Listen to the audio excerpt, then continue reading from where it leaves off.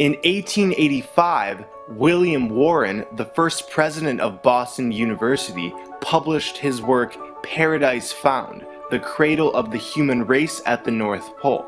In the book, he recites scientific explanations and ancient cosmology that all point to the same conclusion. Paradise is located at the North Pole. Warren points to the Garden of Eden at the North Pole, as well as Atlantis, Mount Meru, Avalon, and Hyperborea. Hyperborea, the ancient Greek paradise, broken down means beyond the aurora borealis.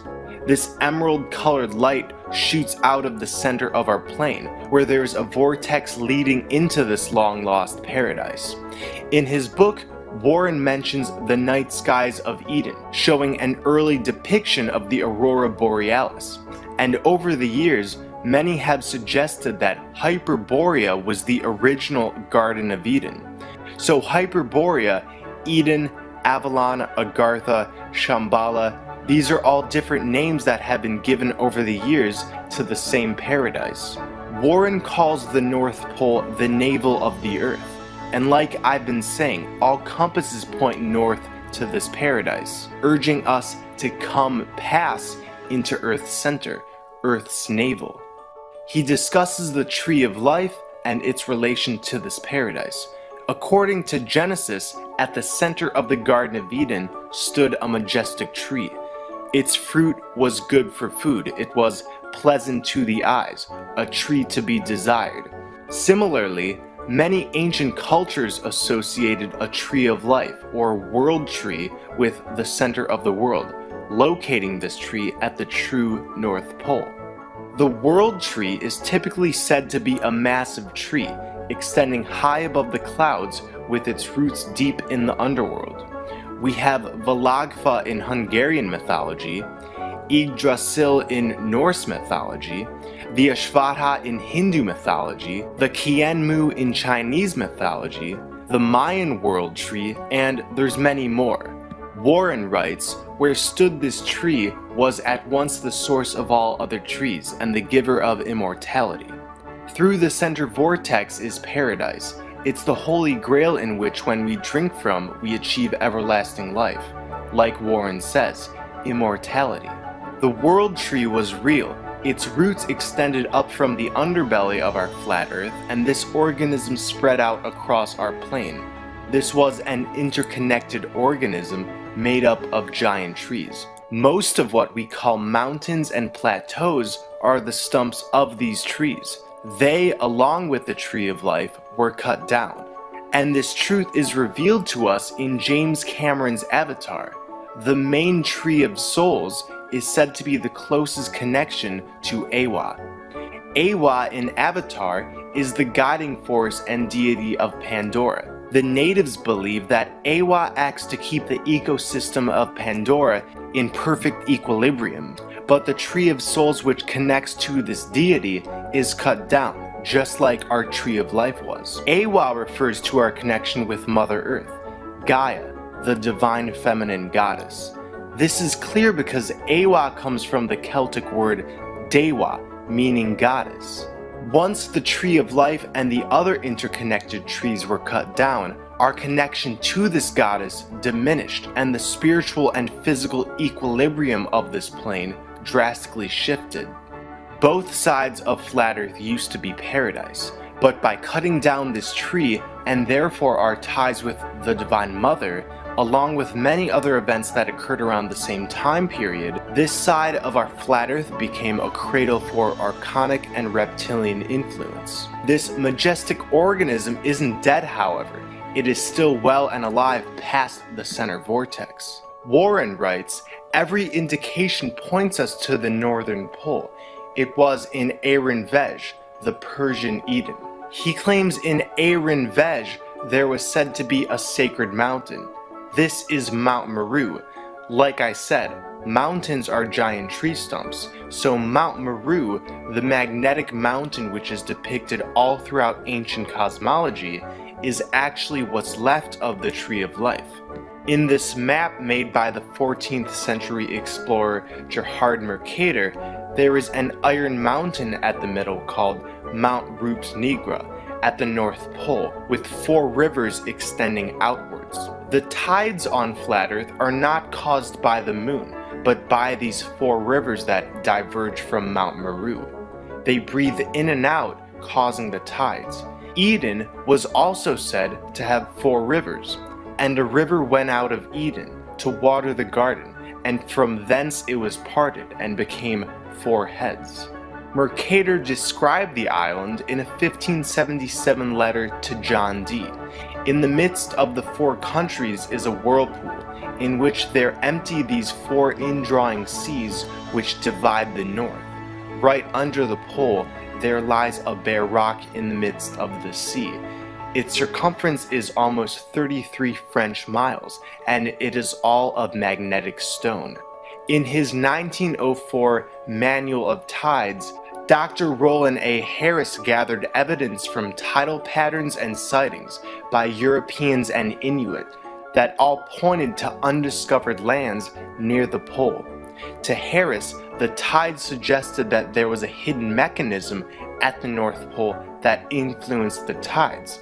This mechanism is the 4 rivers. So Warren talks about the Persian Chinvat Bridge being situated near Mount Meru by Aaron Vej, the Persian Eden. Warren writes, the Chinvat Bridge extends from the North Pole of the heavens to the North Pole of the earth. The Norse tale of the Bifrost Bridge is linked to the center of our plane. Those who cross the Bifrost successfully are transferred into Asgard, the land of the gods.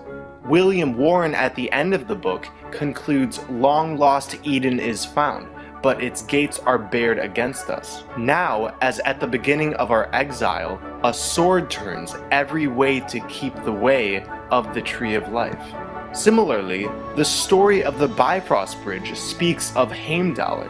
Heimdallr is the watchman of the gods, and he sits on the edge of heaven to guard the Bifrost Bridge, determining who crosses to and from Asgard. We know this is talking about the center of our plane because Heimdallr is often connected to Yggdrasil.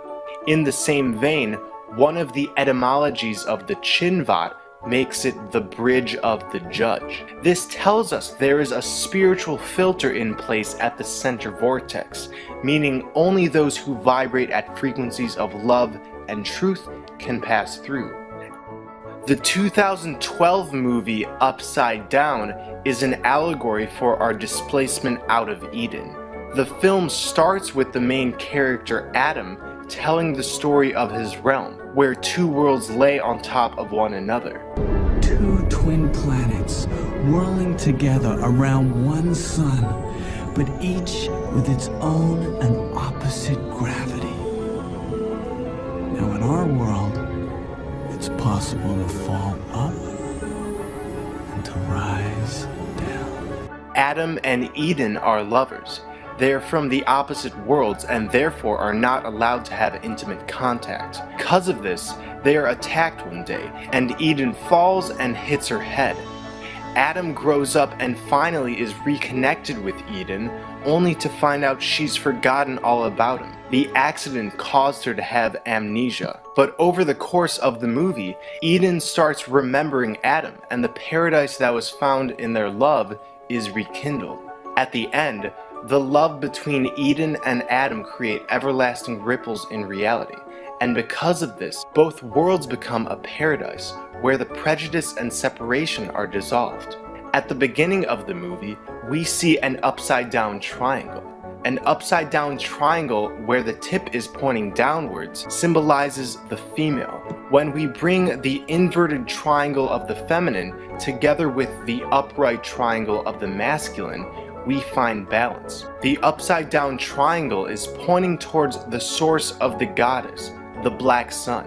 The union between the masculine and feminine will reactivate our divinity.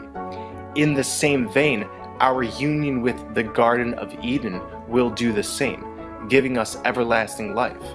The inverted triangle shows our flat, motionless plane on top, and it's all converging downwards, much like the singularity of a supposed black hole.